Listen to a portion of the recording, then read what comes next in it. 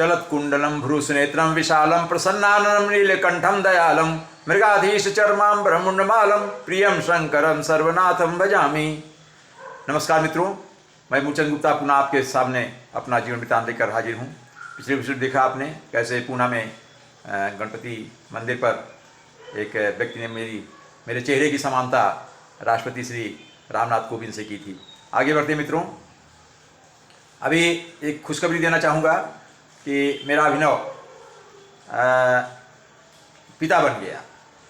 12 अप्रैल सन 2018 दोपहर के बाद 4:02 को उसे पुत्र लाभ की प्राप्ति हुई, तो वो पिता बन गया और हम लोग दादा दादी बन गए।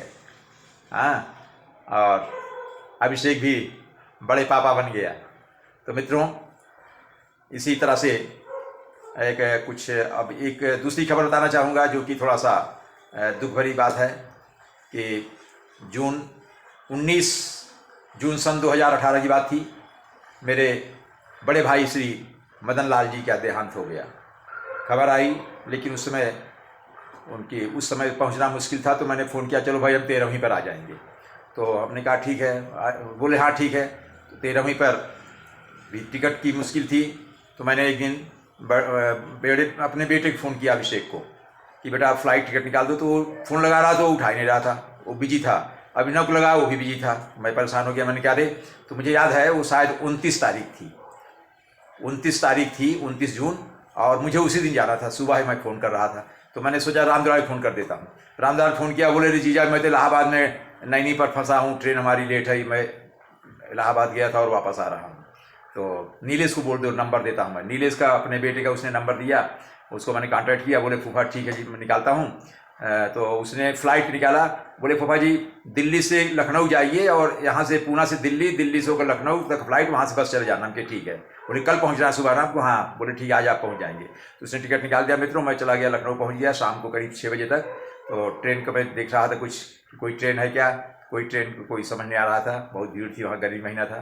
मैंने सोचा कि चलो टाइम पास करते हैं, रात में जाना ठीक नहीं है। 12 बजे के आसपास मैंने बस पकड़ा और सुबह इलाहाबाद पहुँच गया।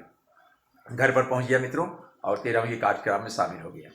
तो इस तरह से मेरे बड़े भाई का भी देहांत हो गया 19 जून सन 2018। तो मैं अपने बड़े भाई श्री मदन लाल जी के बारे में थोड़ा सा उनका जीवन परिचय, उनका व्यक्तित्व थोड़ा सा बताऊंगा। तो वो ये है कि वो एक तो 80+ हो गए थे जब उनकी मृत्यु हुई, लगभग 80 से ऊपर थे, 80-81 वर्ष के थे। और उनकी एजुकेशन कक्षा 7वीं तक थी। उसके बाद उन्होंने पढ़ाई छोड़ दिया था, और फिर इलाहाबाद में कुछ दिन उन्होंने अपना कुछ बिजनेस किया छोटे स्केल पर। उसके बाद वहाँ भी छोड़ करके कलकत्ता गए थे। कलकत्ता में भी शायद 6-7 महीने रहे, ज़्यादा नहीं।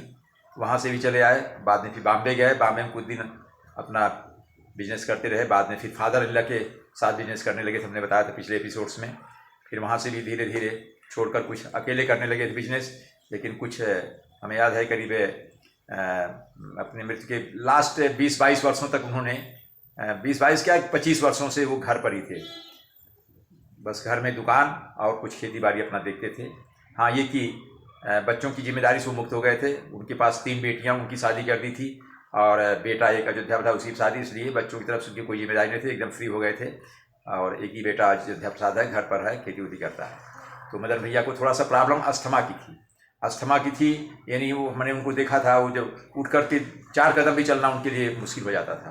तो मित्रों, इस तरह से उनका स्वास्थ्य लास्ट एकदम समझ लीजिए करीब 1.5-2 साल तक बहुत ज़्यादा परेशानी थी। तो इस तरह से उनके बारे में मैंने बताया। वो बोलते बहुत कम थे, बहुत। जब बम्बई में भी रहते थे मित्रों, तो वो जब आते थे, कहीं जाते रहते किसी दरवाजे पर, गांव में कहीं नहीं जाते थे। कोई आया गांव से, अरे भाई कब आए मदन लाल जी? अरे हो गया 20-22 दिन हो गया। अरे यार मिलते भी नहीं, बस ऐसे बैठे हैं, क्या करेंगे। तो मतलब वो बहुत कम बोलते थे, मितभाषी थे। ये उनका स्वभाव था मित्रों। नमस्कार, धन्यवाद, पुनः मिलेंगे।